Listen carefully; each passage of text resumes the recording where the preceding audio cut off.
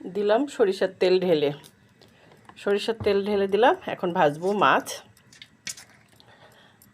এই যে এটা কোথায় গেল দেখি,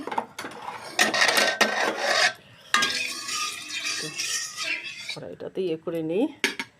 তারপরে এই যে মাছ দিলাম ছেড়ে।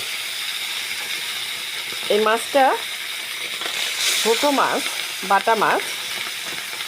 মাছটা খেতে খুব ভালো লাগে, কিন্তু অনেক কাটা আছে জন্য অনেকে পছন্দ করে না। আমার কিন্তু ভীষণ ভালো লাগে, কারণ এই মাছ দিয়ে খাওয়া যায় সরিষা বাটা খাওয়া যায়, আবার এমনি পাতলা ঝোলও খাওয়া যায়। তবে সরিষা বাটাটাই বেশি ভালো লাগে শীতের সময়ে। তো ভাবছি বাটা মাছ খাওয়া হবে রান্না করে। তো সেই পর্যন্তই থাক, আবার দেখা হবে।